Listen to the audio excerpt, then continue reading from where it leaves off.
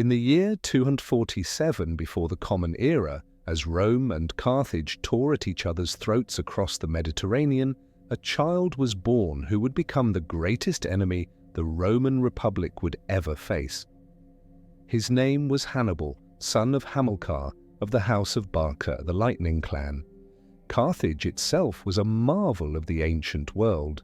Rising from the North African coast in what is now Tunisia, this Phoenician city had grown fat on trade and rich on the spoils of commerce. Purple dye from murex shells, silver from Spanish mines, grain from Sicily, all flowed through Carthage's harbours. Her merchant ships ruled the waves, her warehouses overflowed with the wealth of nations. But wealth breeds envy, and power invites challenge. Across the water, Rome was rising. What had begun as a dispute over Sicily had exploded into total war, the First Punic War, a conflict that would rage for 23 years and cost hundreds of thousands of lives. When Hannibal entered the world, his father Hamilcar was already a legend. Called Barca, the lightning bolt, for the speed and fury of his strikes, Hamilcar had never been defeated in battle. Yet Carthage was losing the war, not through lack of courage or skill, but through the grinding arithmetic of Roman persistence. Rome could lose fleet after fleet and simply build more. Carthage could not. The Barca family stood among Carthage's most powerful dynasties. They were suffets, the Carthaginian equivalent of consuls, but more than that, they were warriors in a society of merchants. While other noble families counted their profits, the Barcas counted their victories. While others negotiated trade deals, the Barcas negotiated with swords. Into this world of war and commerce, defeat and defiance, Hannibal was born. The timing was everything. He arrived at Carthage's darkest hour, when the city's very survival hung in balance. Roman fleets prowled the Mediterranean. Roman armies threatened Carthaginian holdings. And in the council chambers of Carthage there was talk, shameful, whispered talk of surrender. Hamilcar Barca would hear none of it. Even as he held his newborn son, even as Carthage's fortunes crumbled around him, the lightning bolt planned his revenge. This child, born in war, raised in hatred, would be his instrument. Rome had humbled Carthage once. It would not happen again. The city itself seemed to breathe war into the boy. Carthage's harbours bristled with warships. Her arsenals rang with the hammering of weapons. Her temples echoed with prayers to Baal-Hamon and Tanit, gods who demanded sacrifice and promised victory. This was no peaceful nursery for a merchant's son. This was a forge, and Hannibal would be its finest blade. As the First Punic War ground toward its bitter conclusion, as Carthage prepared to sign away Sicily and pay crushing indemnities to Rome, a father looked at his son and saw the future. Not a future of submission, but of vengeance. Not a future of peace, but of war eternal.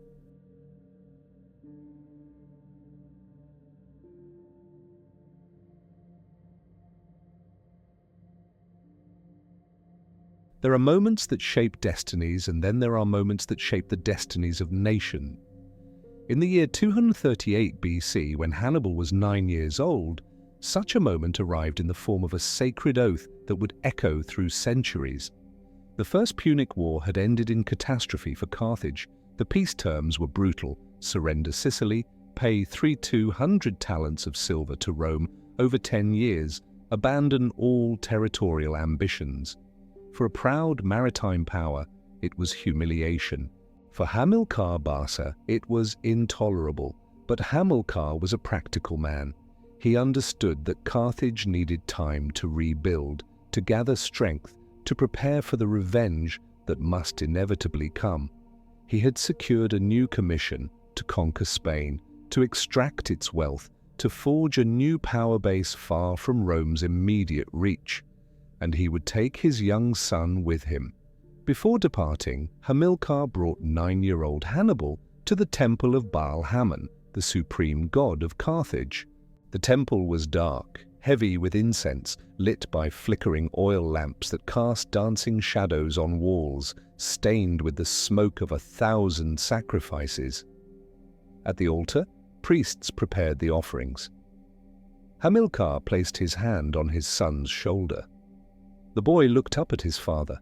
This legendary warrior, this undefeated general now bound by a peace he despised. What passed between them in that moment we can only imagine. But the words that followed would be remembered for all time.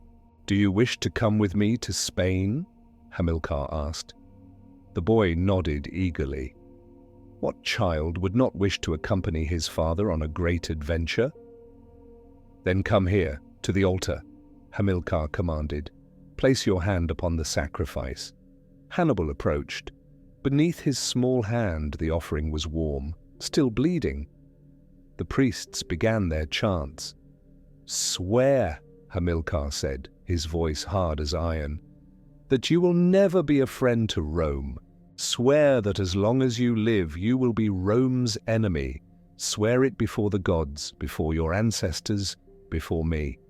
The boy's voice rang clear in the temple darkness. "I swear." It was no casual promise. In Carthaginian culture, oaths sworn at sacrifice were absolutely binding. To break such a vow was to invite the wrath of the gods themselves. Hamilcar had not asked his son to dislike Rome or to oppose Rome if circumstances allowed. He had demanded eternal, implacable hatred. Some historians would later wonder if this oath was wise, if it was fair to burden a child with such weight. But Hamilcar knew what he was doing. He was not raising a merchant or a diplomat. He was forging a weapon, and weapons must be tempered in fire.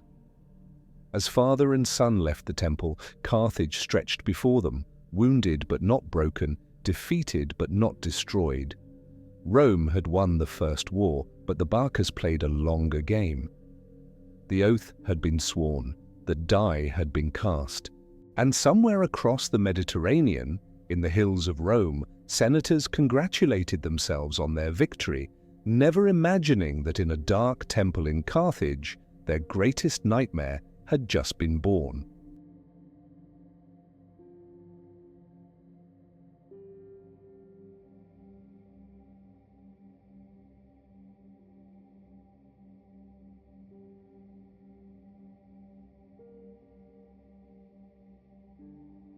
The education of Hannibal Barca was unlike anything the ancient world had seen.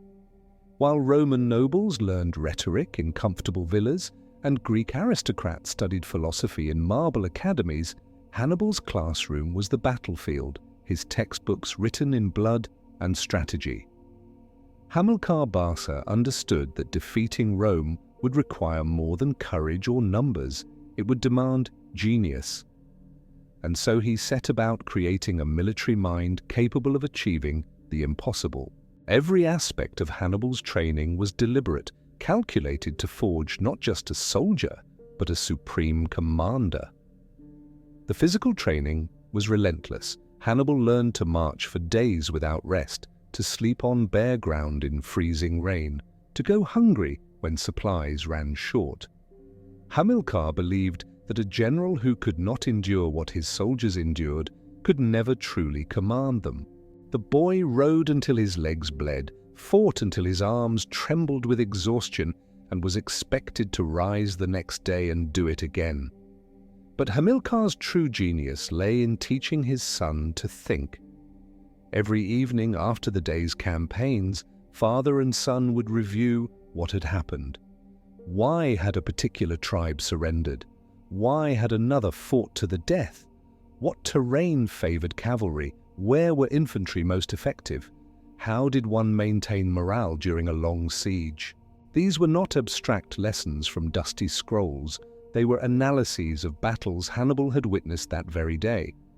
Hamilcar also ensured his son understood the politics of war. Carthage was a republic dominated by merchant families who viewed military commanders with suspicion.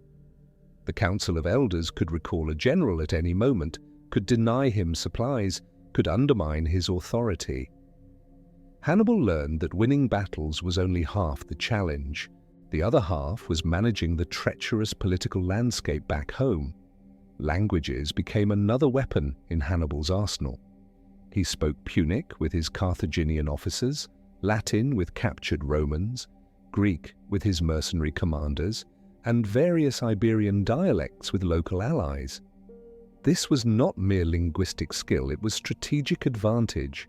When Hannibal later invaded Italy, he could speak directly to Celtic tribes in the north, could negotiate with Greek cities in the south, could interrogate Roman prisoners without translators who might lie or distort.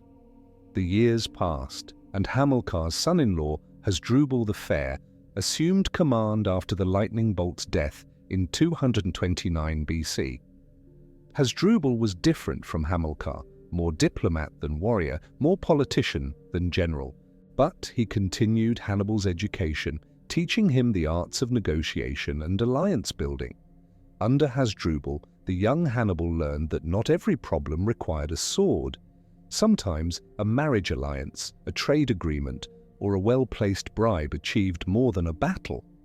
Hannibal also served as a cavalry officer under Hasdrubal, leading men in combat, earning their respect through shared danger rather than inherited rank. The soldiers of the Iberian army learned to trust this young Barca as they had trusted his father. He was brave but not reckless, ambitious but not vain, stern but fair. Then, in 221 BC, Hasdrubal was assassinated by a Celtic slave seeking revenge for some personal grievance. The Carthaginian army in Spain faced a critical moment. Who would lead them? The council in Carthage would take months to send instructions. The troops needed a commander immediately. The soldiers made the choice themselves. They acclaimed Hannibal, now just 26 years old, as their supreme commander. It was an unprecedented act, an army essentially appointing its own general. The council in Carthage, presented with a fait accompli, had little choice but to confirm the appointment. Hamilcar's masterpiece was complete. 20 years of training, hardship, and calculated education had produced exactly what the lightning bolt had intended, a warrior genius who combined his father's tactical brilliance with Hasdrubal's political acumen, who could inspire absolute loyalty in his troops while maintaining the support of Carthage's fractious government. The weapon had been forged. Soon, Rome would feel its edge.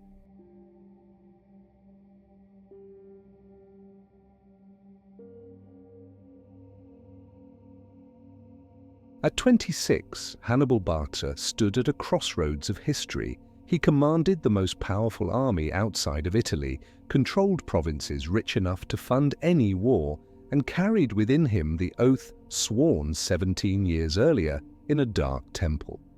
But command alone was not enough. He needed to consolidate power, prove his worth, and prepare for the destiny that had been chosen for him before he could walk. The soldiers who had acclaimed him commander were loyal, but loyalty is tested in war. Hannibal needed victories. He needed to demonstrate that he was not merely riding on his father's reputation, that the name Barca still meant lightning, still meant victory, still struck fear into enemies. His first campaigns were masterclasses in calculated aggression. Hannibal moved against the tribes of central Spain that had remained independent or hostile to Carthaginian authority. He did not simply defeat them, he systematically dismantled their ability to resist. Villages that submitted peacefully became allies and trading partners. Those that resisted were destroyed so thoroughly that neighboring tribes rushed to make peace. But Hannibal's methods revealed a sophistication beyond mere brutality. He understood that Spain was not a unified nation but a patchwork of tribes, each with its own interests, feuds, and ambitions. He played them against each other with surgical precision. A tribe hostile to Carthage might find itself attacked simultaneously by Carthaginian forces and by rival tribes Hannibal had secretly armed and encouraged. When the smoke cleared, Hannibal would arrive as a peacemaker, generous in victory, offering terms that seemed reasonable after such devastation. His treatment of soldiers from conquered tribes was equally shrewd. Rather than enslaving them or sending them home, he often incorporated them into his army. They were paid well, shared in plunder, and gradually came to identify more with Hannibal's cosmopolitan force than with their former tribal loyalties. This would prove crucial later when he needed an army diverse enough to fight in foreign lands without relying on reinforcements from Carthage. The young general also rebuilt and expanded the city of New Carthage, Cartagena, transforming it into a military and economic powerhouse. Its harbour could shelter the entire Carthaginian fleet. Its walls were virtually impregnable. Its silver mines produced the wealth needed to pay armies and bribe enemies. New Carthage became Hannibal's capital, his power base, independent of the cautious merchants who controlled old Carthage across the sea. Back in Carthage itself, the Council of Elders watched Hannibal's rise with mixed feelings. The wealth flowing from Spain was welcome. His victories enhanced Carthaginian prestige. But some councillors remembered how dangerous the Barca family could be, how Hamilcar had almost seemed to be building a personal empire rather than serving the state. Yet what could they do, recall him? The army would never accept another commander. Cut off his funding, he controlled the silver mines, send commissioners to oversee him. None returned with reports the council wanted to hear. They all described a brilliant young general who inspired fanatical loyalty and whose strategic vision seemed beyond question. Hannibal understood this political reality perfectly. He maintained just enough deference to Carthage's government to avoid outright conflict, while building sufficient independence to pursue his ultimate goal. He sent regular dispatches, asked for approval on major decisions, and forwarded appropriate shares of Spanish wealth to Carthage's treasury. But everyone knew where real power lay. By 220 BC, after just 1 year of command, Hannibal had achieved what his father and Hasdrubal had spent decades building. He controlled all of Spain south of the Ebro River. He commanded a battle-hardened army of 40,000 infantry and 12,000 cavalry. His war elephants, terrifying weapons few Romans had ever seen, were trained and ready. His treasury overflowed with Spanish silver. Everything was prepared. The oath sworn in darkness called to him. And 500 miles to the northeast, across the Ebro River, lay a city that would provide the perfect pretext for the war he had been raised to fight.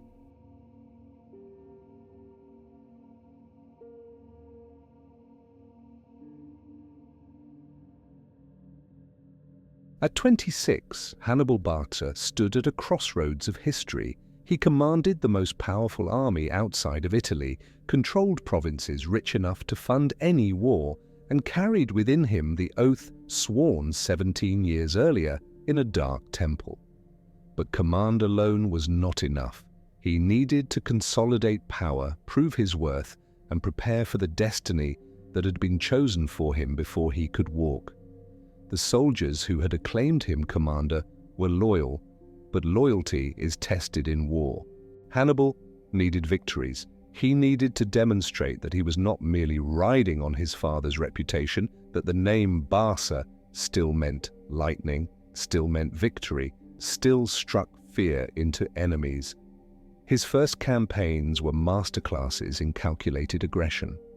Hannibal moved against the tribes of central Spain that had remained independent or hostile to Carthaginian authority. He did not simply defeat them, he systematically dismantled their ability to resist. Villages that submitted peacefully became allies and trading partners. Those that resisted were destroyed so thoroughly that neighboring tribes rushed to make peace. But Hannibal's methods revealed a sophistication beyond mere brutality. He understood that Spain was not a unified nation but a patchwork of tribes, each with its own interests, feuds, and ambitions.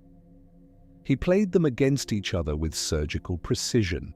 A tribe hostile to Carthage might find itself attacked simultaneously by Carthaginian forces and by rival tribes Hannibal had secretly armed and encouraged. When the smoke cleared, Hannibal would arrive as a peacemaker, generous in victory, offering terms that seemed reasonable after such devastation. His treatment of soldiers from conquered tribes was equally shrewd. Rather than enslaving them or sending them home, he often incorporated them into his army. They were paid well, shared in plunder, and gradually came to identify more with Hannibal's cosmopolitan force than with their former tribal loyalties. This would prove crucial later when he needed an army diverse enough to fight in foreign lands without relying on reinforcements from Carthage. The young general also rebuilt and expanded the city of New Carthage, Cartagena, transforming it into a military and economic powerhouse. Its harbour could shelter the entire Carthaginian fleet. Its walls were virtually impregnable. Its silver mines produced the wealth needed to pay armies and bribe enemies. New Carthage became Hannibal's capital, his power base, independent of the cautious merchants who controlled old Carthage across the sea. Back in Carthage itself, the Council of Elders watched Hannibal's rise with mixed feelings. The wealth flowing from Spain was welcome. His victories enhanced Carthaginian prestige. But some councillors remembered how dangerous the Barca family could be, how Hamilcar had almost seemed to be building a personal empire rather than serving the state. Yet what could they do, recall him? The army would never accept another commander. Cut off his funding, he controlled the silver mines, send commissioners to oversee him. None returned with reports the council wanted to hear. They all described a brilliant young general who inspired fanatical loyalty and whose strategic vision seemed beyond question. Hannibal understood this political reality perfectly. He maintained just enough deference to Carthage's government to avoid outright conflict, while building sufficient independence to pursue his ultimate goal. He sent regular dispatches, asked for approval on major decisions, and forwarded appropriate shares of Spanish wealth to Carthage's treasury. But everyone knew where real power lay. By 220 BC, after just 1 year of command, Hannibal had achieved what his father and Hasdrubal had spent decades building. He controlled all of Spain south of the Ebro River. He commanded a battle-hardened army of 40,000 infantry and 12,000 cavalry. His war elephants, terrifying weapons few Romans had ever seen, were trained and ready. His treasury overflowed with Spanish silver. Everything was prepared. The oath sworn in darkness called to him. And 500 miles to the northeast, across the Ebro River, lay a city that would provide the perfect pretext for the war he had been raised to fight.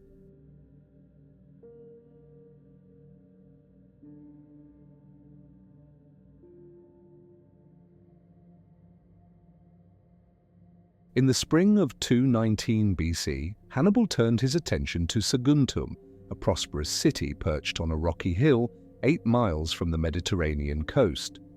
To Roman eyes, Saguntum was an innocent ally, a friend of Rome in hostile territory, protected by Roman guarantees. To Hannibal's eyes, it was something else entirely, the match that would ignite the greatest war the ancient world had ever seen. The situation was legally complex, which meant it was politically perfect. Saguntum lay south of the Ebro River, within the sphere of influence that Rome had tacitly acknowledged as Carthaginian.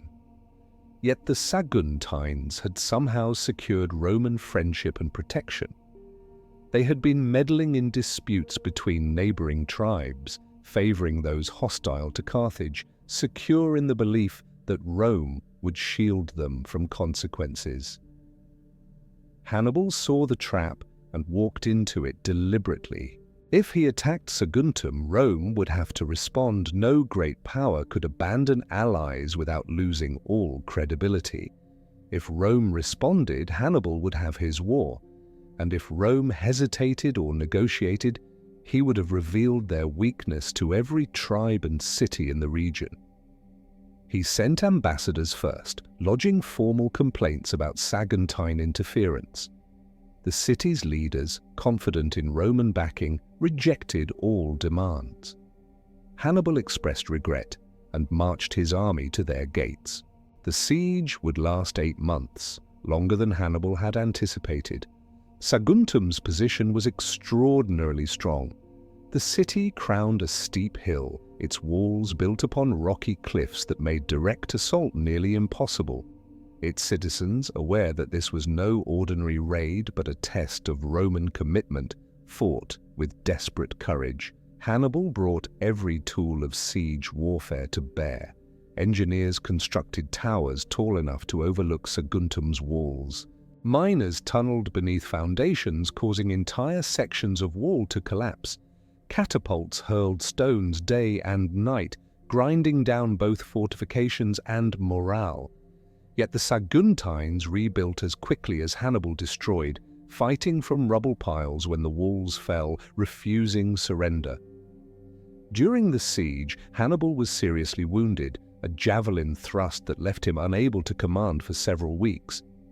His army could have faltered, could have lost momentum. Instead, his subordinates continued the assault exactly as he would have, proof that his officer corps was among the finest in the ancient world. When Hannibal recovered, he found the siege progressing methodically toward its inevitable conclusion. Meanwhile, Saguntine ambassadors raced to Rome, pleading for the intervention Rome had promised. The Roman Senate debated endlessly. Some senators argued for immediate war. Others counseled caution. Carthage was far away. Spain was Carthaginian territory regardless of Saguntum's status, and Rome had troubles elsewhere. Months passed while Rome argued. Saguntum bled and burned. By winter, the city was breaking. Starvation had become acute. Disease spread through crowded refugee areas behind the shrinking defensive perimeter. When Hannibal's troops finally breached the inner walls, many Saguntines chose death over capture. Some threw themselves from buildings. Others burned their possessions and families rather than see them enslaved. It was a bitter, total victory. Saguntum fell in early 218 BC. Hannibal's troops sacked the city thoroughly, taking vengeance for 8 months of siege and their general's wound. The plunder was distributed generously among the army, another investment in loyalty. Rome's ambassadors finally arrived in Carthage in the spring of 218 BC, months after Saguntum's fall. They demanded Hannibal's surrender for prosecution. The Carthaginian council refused. Rome's senior ambassador then gathered his toga dramatically, declaring that it held both war and peace, and Carthage could choose which he released. Carthage's chief magistrate replied with equal theatre. Rome could choose, and Carthage would accept either bravely. The ambassador released war. In truth, both sides wanted this confrontation. Rome could not allow Carthaginian expansion to go unchallenged. Carthage could not surrender a victorious general to satisfy Roman demands, and Hannibal had achieved exactly what he desired, a legitimate casus belli strong enough to unite Carthage behind him, clear enough that his war would not seem like mere adventurism. The Second Punic War had begun. But while Rome prepared to fight in Spain or Africa, Hannibal was already planning something no Roman imagined possible. He would not wait for Rome to bring war to Carthaginian territory. He would do something no Carthaginian had ever attempted. He would take war to Italy itself by a route so impossible that Rome had left it undefended. He would cross the Alps.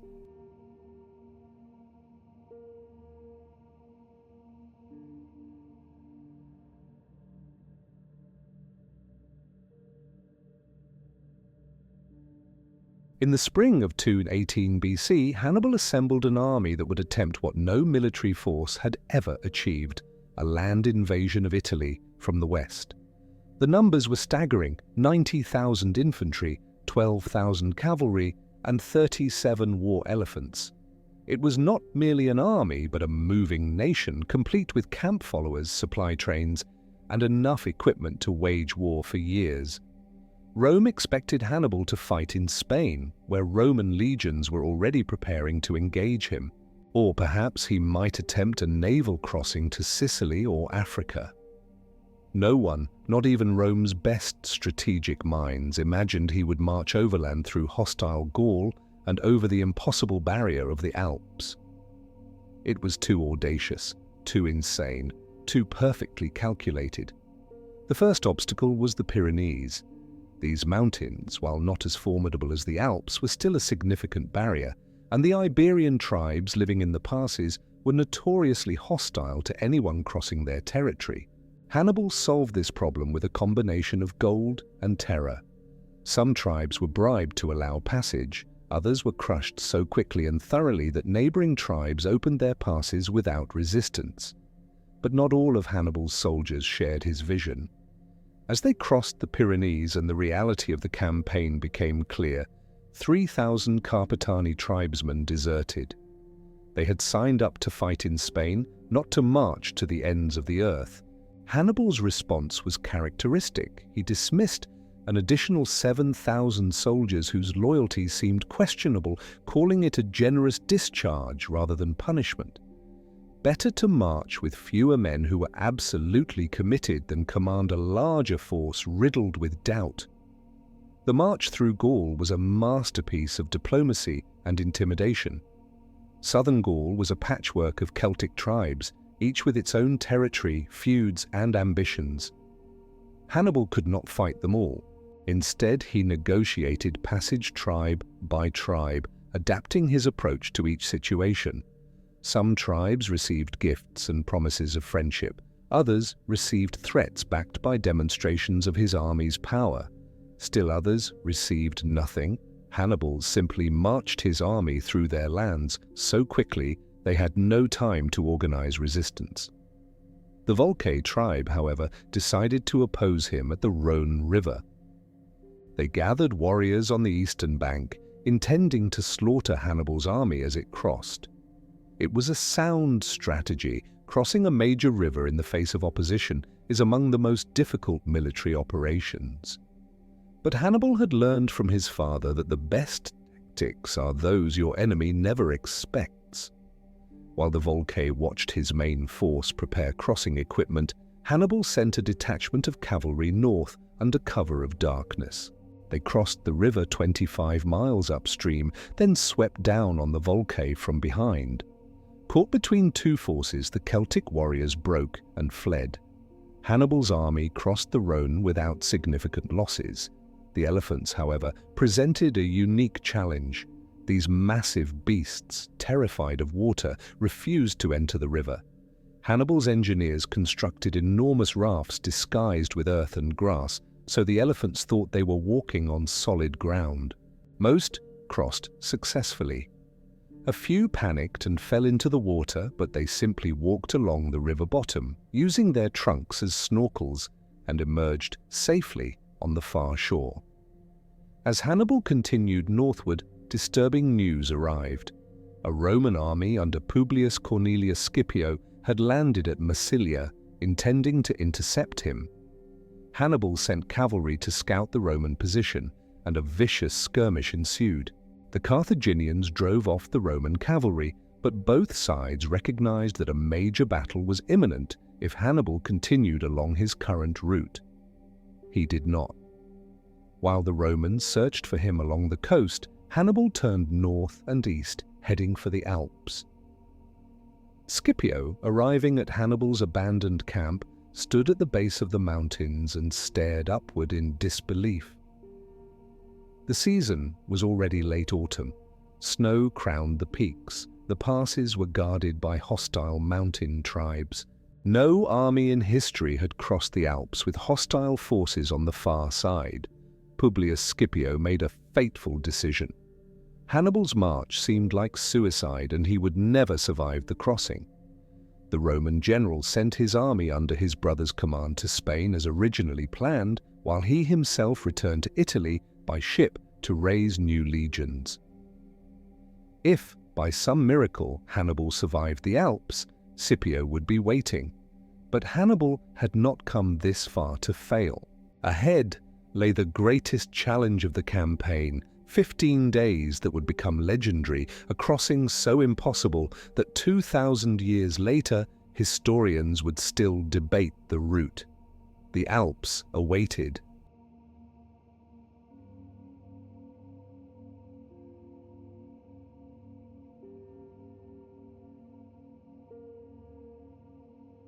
October in the Alps is already winter. As Hannibal's army entered the mountain passes, the first snows were falling. Behind them lay the warmth of the Mediterranean world. Ahead lay a frozen hell that would test every man, beast, and decision to the breaking point. The army that entered the Alps was already reduced from the 90,000 who had left Spain. Battles, desertions, and garrison duties had cut Hannibal's force to perhaps 50,000 infantry and 9,000 cavalry. They were about to be tested as no army had been tested before.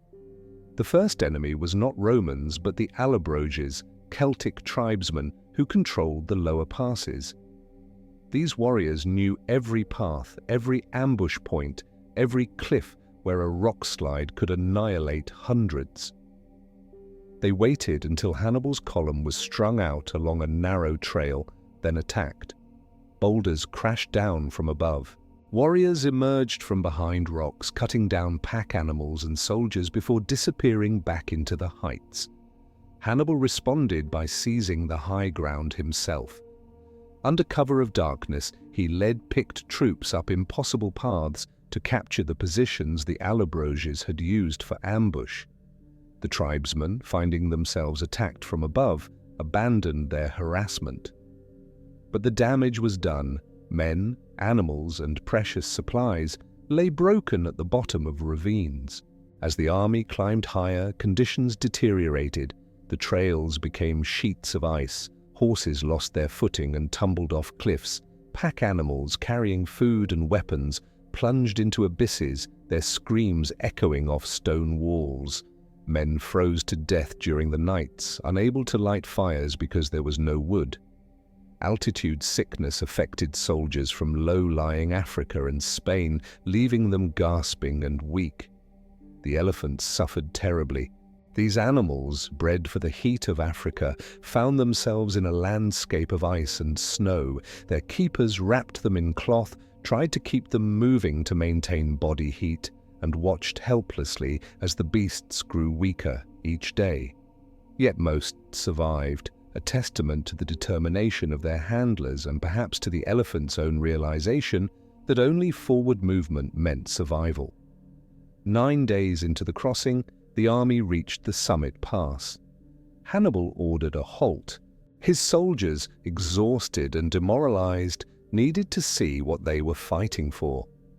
He showed them Italy, the Po Valley spread below like a promised land, green and warm and utterly unlike the frozen nightmare they had been enduring. This, he told them, was what they had come for. Down there, Rome waited. Down there, plunder and glory awaited. But descending proved worse than climbing. The trail down was steeper, narrower, and covered in fresh snow that concealed sheets of ice. Soldiers slipped and fell, taking others with them. At one point, the path had been completely destroyed by a landslide. Hannibal's engineers worked frantically to construct a new route, but the rock was frozen too hard to break with tools. They used fire. Trees were cut and piled against the rock face, then ignited. When the rock was hot enough, they poured vinegar, sour wine carried by the army, over it. The thermal shock fractured the stone, allowing it to be broken and cleared. For 3 days, the entire army waited while engineers carved a new path through the mountain itself. Finally, after 15 days in the mountains, the remnants of Hannibal's army descended into the Po Valley. Of the 50,000 infantry who had entered the Alps, barely 20,000 emerged. Of 9,000 cavalry, perhaps 6,000 survived. Of 37 elephants, the sources vary. Some say all survived, others claim heavy losses. What is certain is that the army that reached Italy was a shadow of the force that had left Spain, yet those who survived were transformed. The weakest had died or deserted. Those who remained had endured what no other army had endured. They had followed their general through the impossible and emerged in the heart of enemy territory. They had become something more than soldiers. They had become believers. Rome had left the Alpine frontier undefended because the Alps were considered impassable.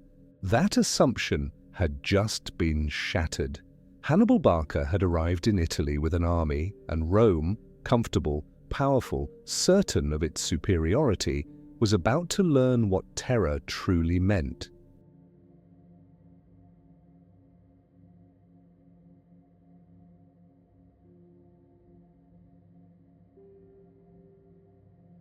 December 218 BC was bitter cold in northern Italy. The Trebia River, swollen with winter rains and alpine melt, flowed dark and fast. On its banks, Rome was about to receive its first lesson in the military genius of Hannibal Barca. After descending from the Alps, Hannibal had moved quickly to establish himself. The Celtic tribes of the Po Valley, long hostile to Roman expansion, flocked to his banner. Here was a champion who had crossed the impossible mountains, who brought war elephants and African cavalry, who promised liberation from Roman domination. Thousands of Gallic warriors joined Hannibal's depleted army, bringing his strength back to nearly 40,000 men. Rome responded by sending Publius Cornelius Scipio, the same general who had missed Hannibal in Gaul, north with 2 legions. Scipio had been wounded in a cavalry skirmish shortly after Hannibal's arrival, but his army remained formidable, 20,000 Roman and allied infantry plus 4,000 cavalry. More importantly, his fellow consul Sempronius Longus was bringing another army of equal size from Sicily. Sempronius arrived in December, eager for glory. The Roman political system meant that consuls held office for only 1 year. If Sempronius waited until spring, he might lose his chance for military fame to the next year's consuls. He wanted battle, wanted victory, wanted a triumph through Rome's streets. Hannibal understood this perfectly and prepared to give the Roman general exactly what he desired. On a freezing December morning, Hannibal sent his Numidian cavalry across the Trebia River to harass the Roman camp. The raid was calculated provocation, just enough to sting Roman pride without causing serious damage.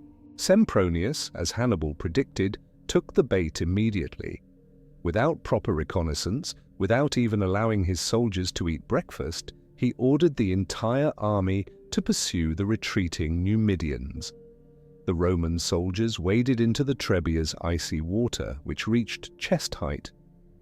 By the time they crossed, they were freezing, exhausted, and hungry. On the far bank, the Numidian cavalry had disappeared, and the Roman army found itself facing Hannibal's full force, fresh and fed, drawn up in perfect battle formation. What Sempronius did not know, what he had no way of knowing, was that Hannibal's brother Mago commanded 2,000 picked troops hidden in a ravine on the Roman flank. While the two armies clashed in traditional formation, Mago waited with the patience of a coiled snake. The battle seemed evenly matched at first. Roman infantry, despite their ordeal crossing the river, pressed forward with characteristic discipline. Hannibal's center began to give ground. Sempronius sensed victory. Then everything collapsed. Mago's hidden troops erupted from the ravine, crashing into the Roman rear. Simultaneously, Hannibal's superior cavalry swept around the flanks, completing the encirclement. The elephants, though suffering from the cold, created chaos wherever they charged. The Celts fought with wild enthusiasm, sensing Roman blood in the water. The Roman army disintegrated. Some soldiers tried to flee back across the Trebia, but the icy water claimed hundreds. Others ran in whatever direction seemed to offer escape, only to be hunted down by Numidian cavalry. A corps of 10,000 Roman infantry managed to cut their way through Hannibal's center and escape to Placentia, but it was Rome's only success in an otherwise complete disaster. Sempronius lost perhaps 20,000 men. Scipio, still recovering from his wounds, could only watch helplessly from Placentia. Rome had sent 2 consular armies to stop Hannibal. One had been humiliated, and the other dared not engage. The psychological impact was immense. Hannibal had been in Italy barely 2 months and had already destroyed a Roman army. The Celtic tribes of northern Italy openly revolted, certain now that Rome's dominance was ending. Cities that had been wavering in their loyalty rushed to make peace with the Carthaginian invader. In Rome itself, panic began to seep through the Senate chambers. How had this happened? How had Hannibal crossed the Alps and defeated a Roman army in the heart of Italy? The comfortable assumption that Carthage could be dealt with at leisure in Spain or Africa had been shattered. But Trebia was merely the opening act. Hannibal was not in Italy to win one battle. He had come to destroy Rome itself, to break the Republic so completely that Carthage would dominate the Mediterranean for generations.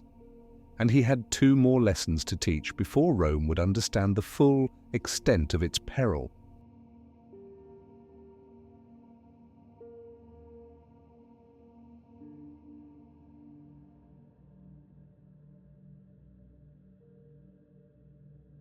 Spring came to Italy in 217 BC, and with it, Rome's determination to erase the humiliation of Trebia. 2 new consuls took office, Gaius Flaminius and Gnaeus Servilius. Flaminius in particular was a man of action, a populist general who had built his career on military success and public acclaim. He commanded 4 legions, nearly 25,000 men, and was determined to bring Hannibal to battle and destroy him. Hannibal spent the winter rebuilding his army and planning his next move. He understood that winning battles was not enough. Rome's strength lay in its vast reserves of manpower and its network of Italian allies. To truly defeat Rome, he needed to break those alliances, to convince Rome's subject peoples that supporting Carthage offered better prospects than continued Roman domination. His strategy was brilliant in its simplicity: march through central Italy, ravaging Roman lands while conspicuously sparing the territories of Rome's allies. The message was clear: support Rome and suffer, or abandon Rome and be rewarded. It was psychological warfare on a grand scale. In early spring, Hannibal led his army through the Arno marshes, a swampy nightmare that many commanders would have avoided entirely. For 4 days and 3 nights, the army marched through chest-deep water, unable to rest on dry ground, plagued by disease and exhaustion. Hannibal himself contracted an eye infection that left him permanently blind in one eye. But the march achieved its purpose. It brought his army past Roman defensive positions and into the rich heartland of Etruria.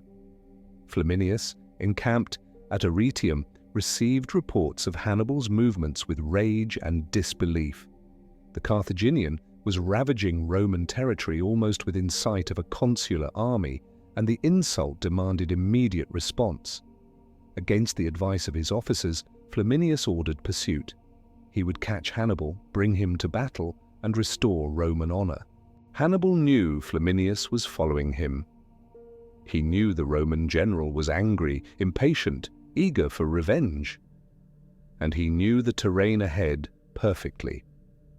Near Lake Trasimene, the road passed through a narrow defile, with the lake on one side and steep, wooded hills on the other. It was a natural killing ground, and Hannibal prepared his trap with meticulous care. On the evening of June 23rd, Hannibal's army camped in plain sight beyond the defile. Flaminius, arriving as darkness fell, saw the Carthaginian campfires and assumed Hannibal would offer battle in the morning. The Roman army made camp at the entrance to the defile, planning to march through at dawn and engage the enemy. What Flaminius did not see, what he had no way of seeing in the darkness, was that Hannibal had positioned his entire army in the wooded hills overlooking the defile. Heavy infantry, light infantry, cavalry, Celts, Africans, Spaniards, all hidden in the mist and trees, absolutely silent, waiting for dawn. The morning of June 24th was foggy, visibility reduced to mere yards. The Roman army marched into the defile in column formation, exactly as Hannibal had anticipated. They were not deployed for battle, but for travel, strung out in a long line along the narrow road. Flaminius rode near the front, eager to catch his enemy. When the entire Roman army was inside the trap, Hannibal gave the signal. Trumpets blared from the hills. 15,000 men erupted from the fog-shrouded slopes, screaming war cries, crashing into the Roman column from every direction simultaneously. What followed was not a battle but a massacre. The Romans, caught in marching order, could not form proper lines. They could not see their attackers in the fog. They could not maneuver with the lake on one side and attackers on the other. Panic spread through the column as men were cut down by enemies they could barely see. Flaminius himself, recognizing the disaster unfolding around him, tried desperately to rally his troops. A Celtic warrior named Ducarius recognized the Roman consul and charged directly at him. Flaminius died fighting, run through with a spear, his body trampled in the chaos. The battle, if it can be called that, lasted 3 hours. 15,000 Romans died, trapped between water and hills, unable to flee or fight effectively. 6,000 managed to break through the Carthaginian lines and escape, only to be hunted down and captured the next day. Only a few thousand escaped entirely, bringing news of the catastrophe back to Rome. Hannibal had achieved what military historians would later call the perfect ambush. Through superior intelligence, understanding of terrain, and psychological manipulation of his enemy, he had destroyed an entire Roman army while suffering minimal casualties himself. Lake Trasimene was not just a victory, it was a demonstration of military genius that would be studied for millennia. In Rome, when the news arrived, the city descended into panic, unlike anything in living memory. A praetor stood before the assembled people and spoke 3 words. "We have been defeated in a great battle. 2 consular armies destroyed in less than a year." Hannibal was somewhere in Italy, unopposed, unstoppable, and the road to Rome itself lay open before him.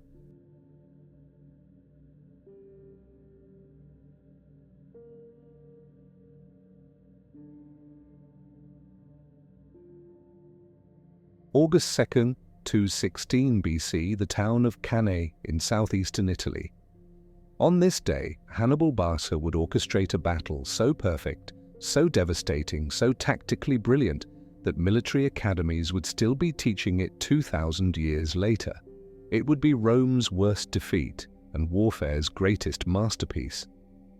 After Trasimene, Rome had appointed Quintus Fabius Maximus as dictator. Fabius understood that Hannibal could not be defeated in open battle. His strategy was attrition, shadow Hannibal's army, avoid engagement, destroy supplies, and wait for time and distance from Carthage to weaken the invader. The Romans called him cunctator, the delayer. It was not meant as a compliment. By 216 BC, Rome's patience had expired. Fabius's strategy was working, but it was humiliating. Hannibal marched through Italy at will, and Rome seemed powerless. The people demanded action. The Senate demanded victory. When consular elections came, Rome chose 2 generals who promised battle: Gaius Terentius Varro and Lucius Aemilius Paulus. Rome also did something unprecedented. They raised the largest army in the Republic's history, 8 legions, plus an equal number of allied troops.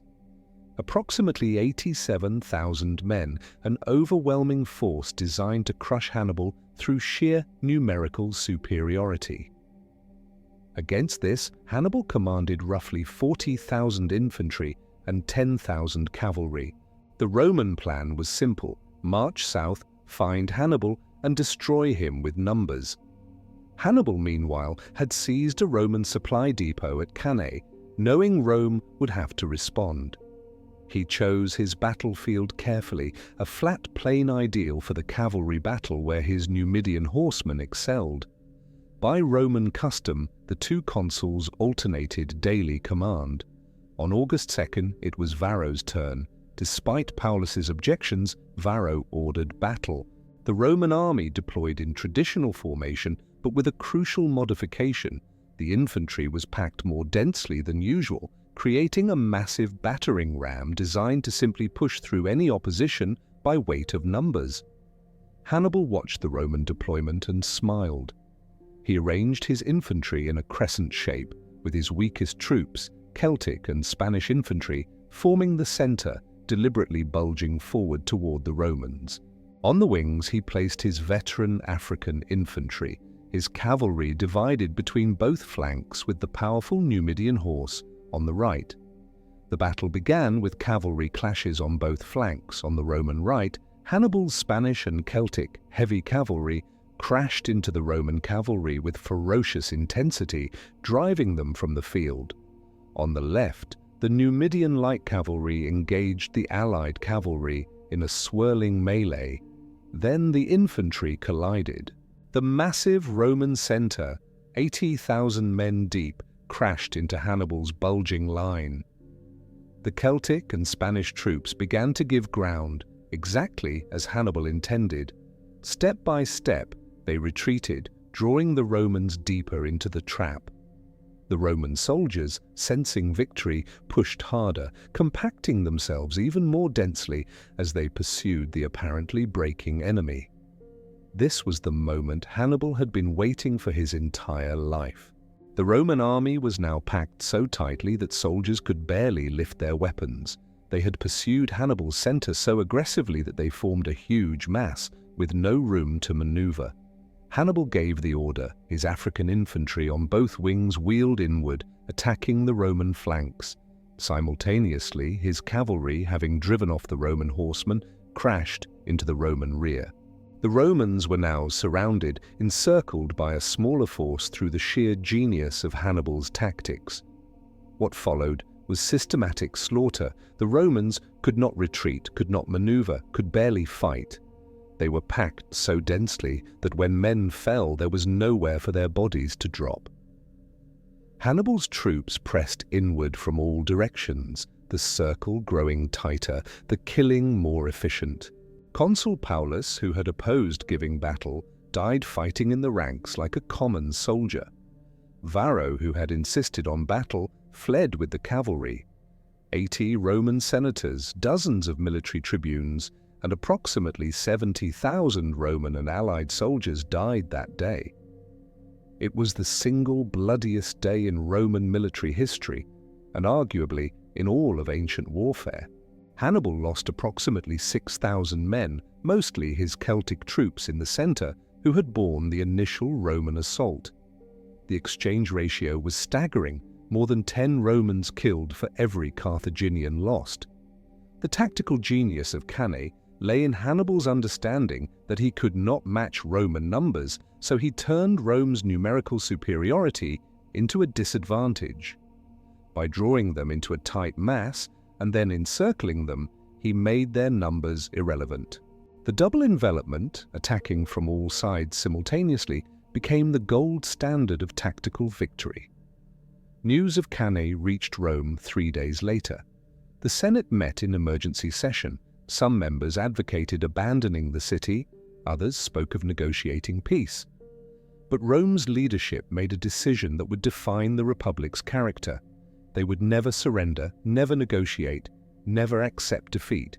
They would raise new armies, continue fighting, and destroy Hannibal or die trying.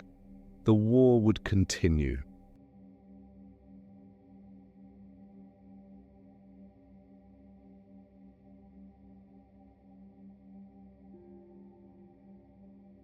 In the days following Cannae, Rome stood on the precipice of annihilation.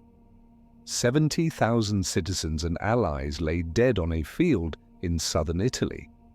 A quarter of Rome's military-age male population had been wiped out in a single afternoon.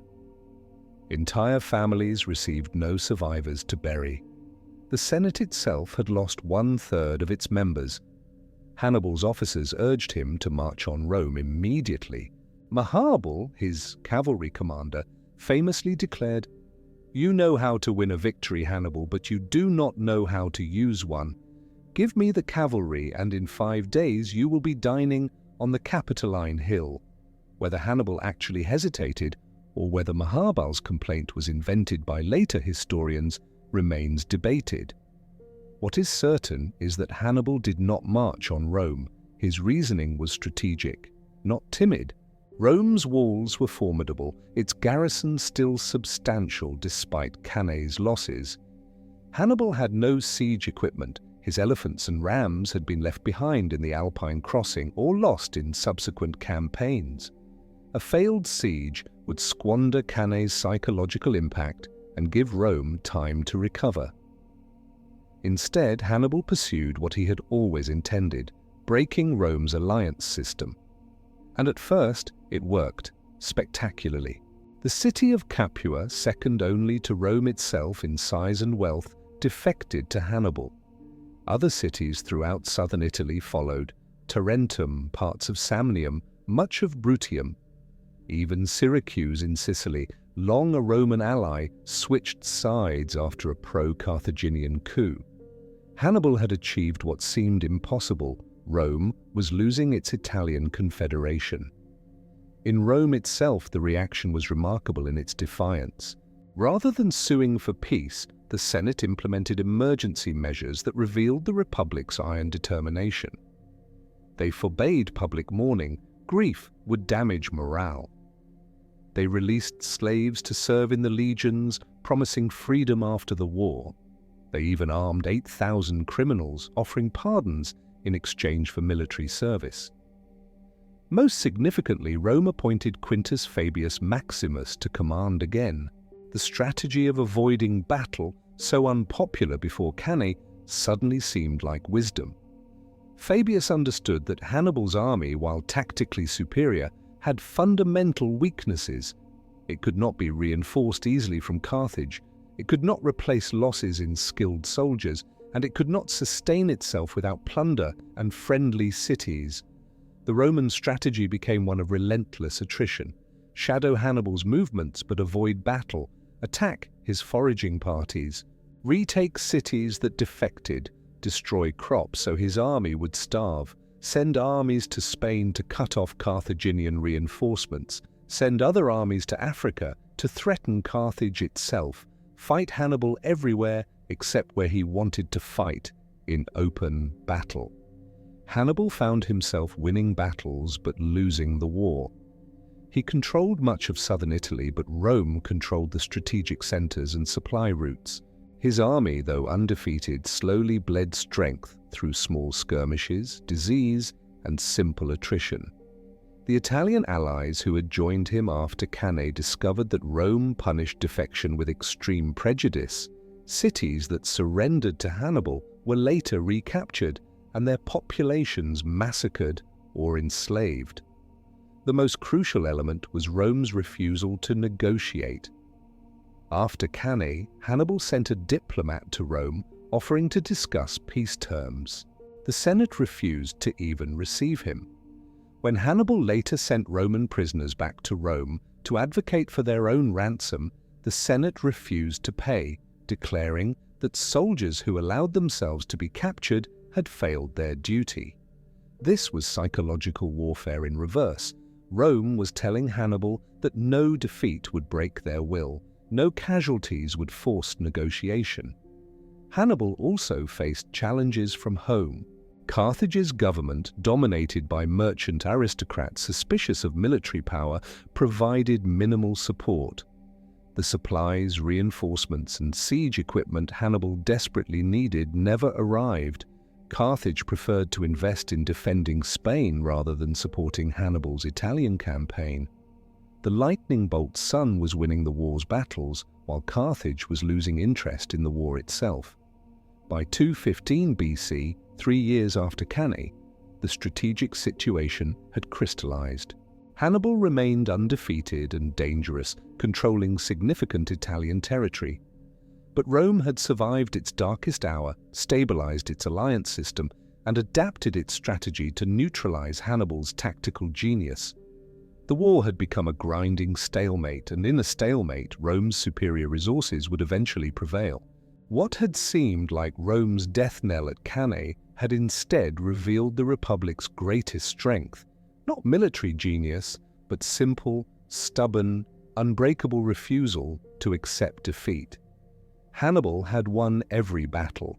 Rome was winning the war.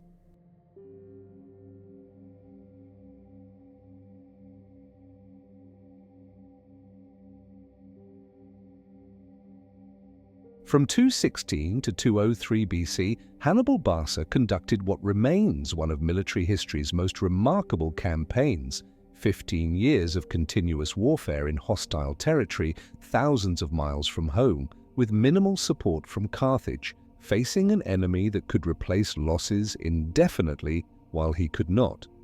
The years after Cannae fell into a brutal pattern, Hannibal would march his army through the Italian countryside, living off the land, taking what his troops needed from Roman farms and cities. Roman armies shadowed him constantly, avoiding direct engagement but attacking his supply lines, his foraging parties, and any city that supported him. It was warfare by exhaustion, and time favored Rome. Hannibal's base of operations became Capua and the cities of southern Italy. But these alliances proved double-edged. The cities expected protection from Roman vengeance, which forced Hannibal to divide his army to garrison multiple locations. This dispersed his strength and prevented the concentration of force that had made him so devastating at Cannae and Trasimene. Rome's strategy of reconquest was methodical and merciless. Cities that had defected to Hannibal were besieged, recaptured, and made examples. When Capua finally fell in 211 BC after a long siege, Rome executed its Senate, sold much of its population into slavery, and permanently stripped the city of self-governance. The message to other Italian cities was clear: Rome forgives nothing and forgets nothing. That same year, Hannibal attempted a desperate psychological stroke. He marched his army to the gates of Rome itself. It was not a serious siege attempt, but a demonstration, a show of force intended to draw Roman armies away from Capua. For 3 days, Hannibal's troops camped within sight of Rome's walls. Panicked citizens watched elephants and Numidian cavalry parade within arrow range. Yet the Senate never wavered. They did not recall armies from Capua. They even held an auction for the land Hannibal was camping on, and it sold at full price, demonstrating Rome's confidence that the invader would soon be gone. Hannibal withdrew, having achieved nothing except demonstrating his own frustration. It was perhaps the clearest sign that his strategic situation had deteriorated. The conqueror of Cannae had been reduced to theatrical gestures. The war's momentum shifted definitively in Spain. There, Hannibal's brothers Hasdrubal and Mago commanded Carthaginian forces, attempting to hold the territory that had financed Hannibal's initial invasion. Rome sent the Scipio family, Publius and Gnaeus, to contest Spain. Both Roman generals were killed in 211 BC, but Rome simply sent another Scipio, the son of Publius, young Publius Cornelius Scipio, who would later earn the title Africanus. This younger Scipio proved to be Rome's answer to Hannibal. He was brilliant, adaptable, willing to learn from Carthaginian tactics and apply them against Carthage.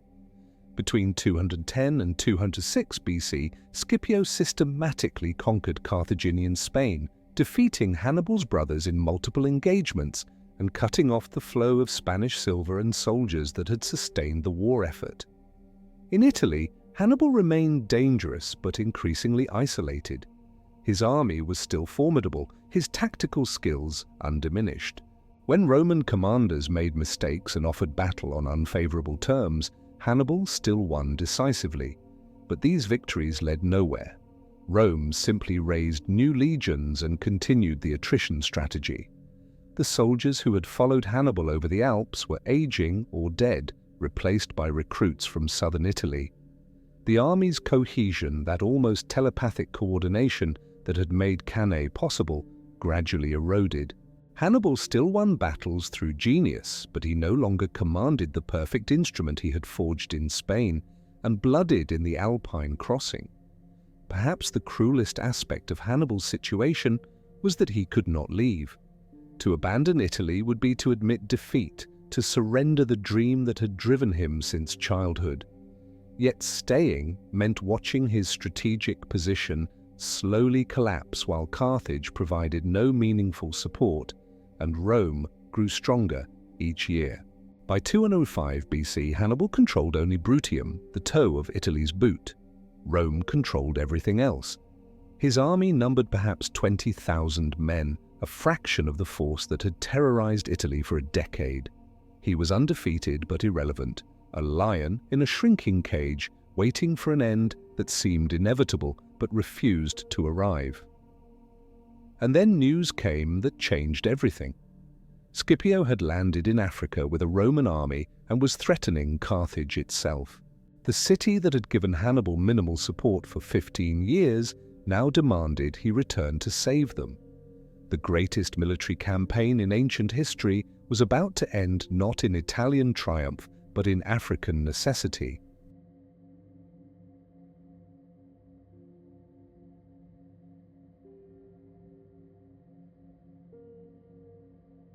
In 212 BC, Hannibal achieved one of his most cunning victories, the capture of Tarentum, a major port city in southern Italy. It was taken not through siege, but through treachery and brilliance combined. A Tarentine nobleman, resentful of Roman occupation, conspired with Hannibal. On a moonless night, the gates opened silently, and Carthaginian troops poured into the sleeping city. Within hours, Tarentum belonged to Hannibal, except for its citadel. The Roman garrison, commanded by a capable officer, had barricaded themselves in the fortress that controlled the harbor. Hannibal now possessed a great city but could not use its port, the very reason he had wanted Tarentum in the first place. It was strategic success rendered tactically meaningless. For years, the stalemate continued.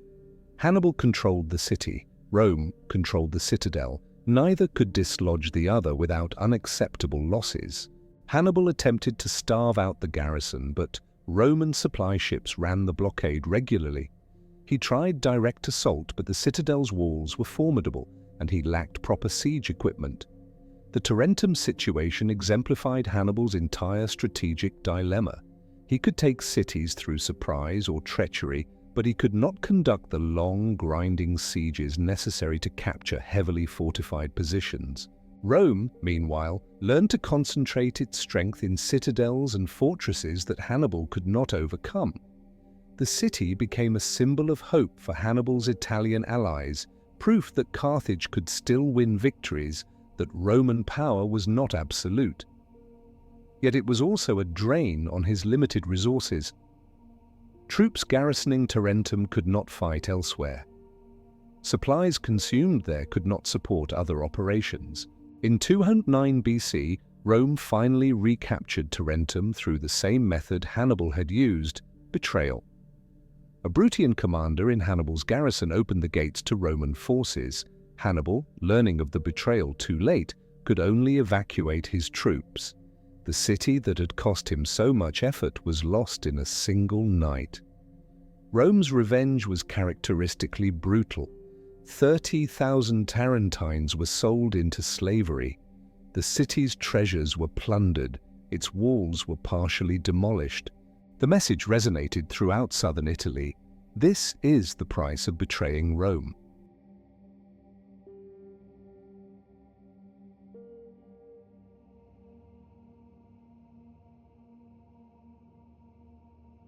The year 207 BC brought Hannibal's last real hope for victory. His brother Hasdrubal had successfully fought his way out of Spain, crossed the Pyrenees and the Alps, following the route Hannibal had pioneered, and descended into northern Italy with a fresh army. If the brothers could unite their forces, they might finally have the strength to finish Rome. Hannibal knew none of the details. Communication across Italy was nearly impossible with Roman armies everywhere. He knew only that Hasdrubal had crossed the Alps and was somewhere in the north. Hannibal marched northward from his base in Bruttium, hoping to link up, hoping that together they could achieve what he alone could not. Hasdrubal meanwhile sent messengers to Hannibal describing his position and proposing a rendezvous in Umbria. The messengers rode south, evading Roman patrols, carrying the letter that might change the war's outcome. They were captured. The letter reached not Hannibal, but the Roman consul, Gaius Claudius Nero. Nero made one of the boldest decisions in Roman military history. Leaving part of his army to shadow Hannibal, he took 7,000 picked troops and force-marched north over 200 miles in 7 days. He joined his fellow consul Livius, who was already facing Hasdrubal at the Metaurus River. Hasdrubal now faced 2 consular armies instead of 1. The Battle of Metaurus was brief and decisive. Hasdrubal, realizing he was outnumbered and outmaneuvered, tried to retreat during the night. His guides deserted. In the darkness and confusion, his army became lost in the hills. At dawn, the Romans caught them disorganized and exhausted. Hasdrubal fought with desperate courage, knowing what his defeat would mean. When the battle was clearly lost, he spurred his horse directly into Roman lines, seeking death rather than capture. The Romans obliged him. His army was annihilated. Few survived to carry news of the disaster. Nero force-marched back south, returning to his position before Hannibal even realized he had left. Then the Romans delivered their message. They took Hasdrubal's severed head and threw it into Hannibal's camp. Hannibal looked upon his brother's face and spoke words that history recorded. "I recognize the fate of Carthage." The hope that had sustained him for 15 years died in that moment. No more reinforcements would come, no more brothers would cross the Alps. He was alone in enemy territory with an aging army, fighting a war he could no longer win.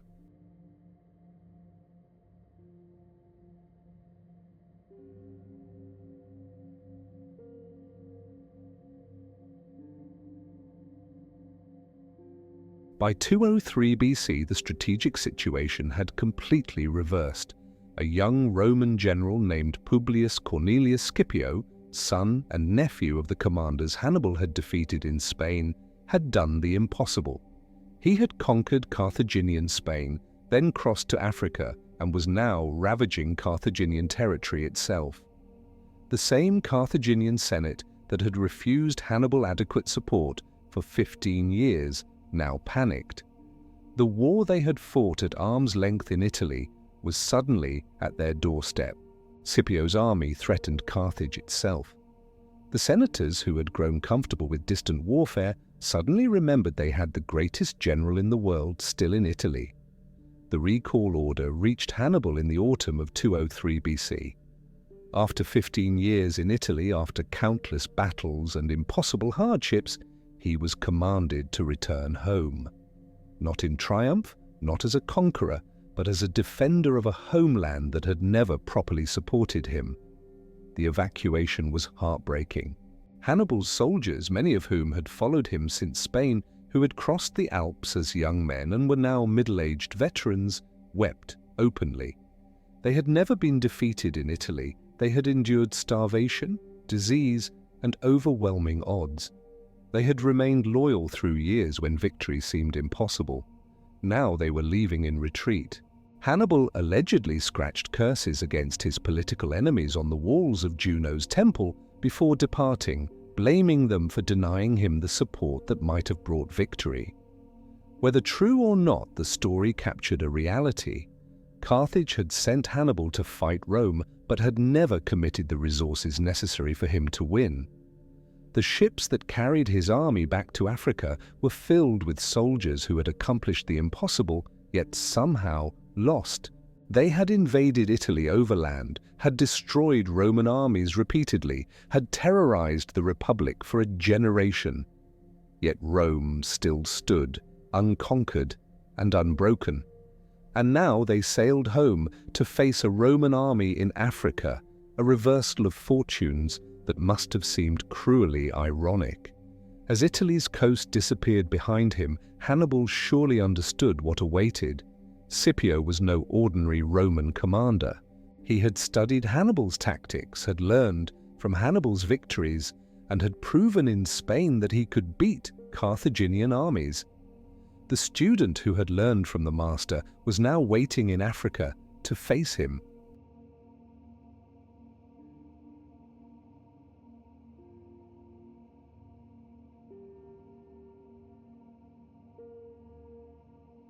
October 19th, 202 BC. On a plain near Zama in North Africa, Hannibal Barca faced a Roman army for the final time. His opponent was Scipio, called Africanus for his victories in this land. The two greatest generals of the age would finally meet in decisive battle. Before the armies clashed, Hannibal requested a personal meeting with Scipio. The two generals met between their battle lines, the aging Carthaginian who had terrorized Rome for decades, and the young Roman who had rebuilt his nation's fortunes. What they discussed, history does not fully record. Hannibal allegedly offered peace terms. Scipio rejected them. Both knew that only battle would resolve this war. Hannibal's army was larger, perhaps 50,000 to Scipio's 40,000, but it was not the instrument of destruction he had wielded at Cannae. His front line consisted of mercenaries and hastily recruited Carthaginians. His second line held African veterans. His third line contained his Italian veterans, men who had followed him for nearly 20 years. He also had 80 war elephants, more than he had ever commanded before. Scipio arranged his infantry in an unusual formation, with gaps between the maniples, allowing the elephants to pass through without disrupting his lines.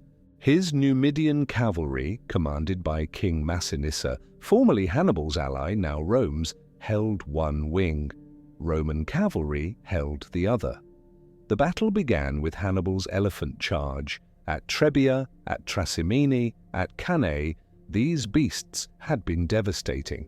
But Scipio's troops had fought elephants in Spain and knew how to counter them. Roman trumpets blared and horns sounded, creating noise that panicked many elephants. Some stampeded back into Carthaginian lines. Others charged through Scipio's deliberately created gaps where they were isolated and killed. The cavalry battle proved decisive. Scipio's horsemen, led by his brilliant subordinate Laelius and by Massinissa, crushed the Carthaginian cavalry on both wings and drove them from the field. It was Cannae in reverse. Now, Rome had cavalry superiority. The infantry battle was brutal and indecisive. Hannibal's mercenaries fought poorly and retreated. His African veterans fought better. But when his Italian veterans finally engaged, these men who had never lost a battle in Italy, they met Roman legionaries who had trained specifically to fight Hannibal's tactics. The combat was savage and equal. Then Scipio's cavalry returned, just as Hannibal's had at Cannae. They crashed into the Carthaginian rear, completing the double envelopment. Hannibal's own masterpiece was used against him. The Carthaginian army collapsed. 20,000 died, 20,000 more were captured. Hannibal escaped with a small group of horsemen. He had fought his last battle and tasted defeat for the first time. The man who had never lost in Italy was beaten in Africa by a Roman who had learned everything from him.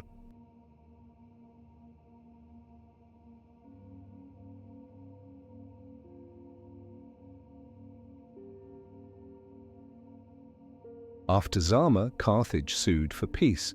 The terms were crushing: surrender all territories outside Africa, surrender all but 10 warships, pay 10,000 talents over 50 years, wage no wars without Roman permission. Carthage accepted. The Second Punic War was over. Hannibal, surprisingly, was not executed or exiled. He returned to Carthage and entered politics, becoming a suffet, effectively a consul. He fought corruption, reformed taxation, and rebuilt Carthaginian prosperity with the same genius he had brought to war. But his enemies in Carthage, the same aristocrats who had undermined his war effort, conspired with Rome to remove him. In 195 BC, facing prosecution on fabricated charges, Hannibal fled into exile. For years, he wandered the eastern Mediterranean, offering his services to kings who opposed Rome. He advised the Seleucid king Antiochus III, though his counsel was largely ignored. He served briefly in Bithynia, helping King Prusias fight minor wars. But Rome never forgot and never forgave. Roman diplomatic pressure followed Hannibal everywhere. In 183 BC, Roman ambassadors demanded that Bithynia surrender him. Hannibal, now 64 years old, knew his time had ended. Roman soldiers surrounded his house. Rather than face capture, he drank poison he had carried for years, prepared for this moment. His last words reportedly were, "Let us relieve the Romans of their anxiety. They have grown too impatient to wait for an old man to die." Hannibal Barca died alone, far from Carthage and Italy, hunted to his death by the nation he had nearly destroyed. Yet his legacy transcended his defeat. He remains, 2 millennia later, the greatest tactical general in military history. His campaigns are studied in every military academy. His victories at Cannae and Trasimene remain textbook examples of battlefield perfection. Hannibal nearly changed Western civilization's course. Had he captured Rome, Carthaginian culture rather than Roman might have shaped Europe. There might be no Roman law, no Latin languages, no Roman roads connecting a continent. History would have flowed in utterly different channels. Rome never forgot him either. For generations, Roman mothers would frighten children with the phrase, "Hannibal ad portas." Hannibal is at the gates. He became Rome's measuring stick for military excellence. Every general who defended Rome from invasion was compared to those who fought Hannibal. Every enemy who threatened Rome was called a new Hannibal. He proved that tactical genius alone cannot overcome strategic disadvantage, that winning battles is not the same as winning wars, that even the greatest commander needs support from home. His brilliance illuminated these truths precisely because his ultimate failure made them undeniable. Hannibal Barca crossed the Alps with elephants, destroyed Roman armies repeatedly, terrorized the ancient world's greatest power for 15 years, and lost. Yet we remember him while forgetting most who won. Because Hannibal represented something eternal, the possibility of the impossible, the dream that genius and courage might overcome any odds, the hope that one determined individual could change history's course. He failed, but magnificently. And in that magnificent failure, he achieved a kind of immortality that mere victory could never have granted.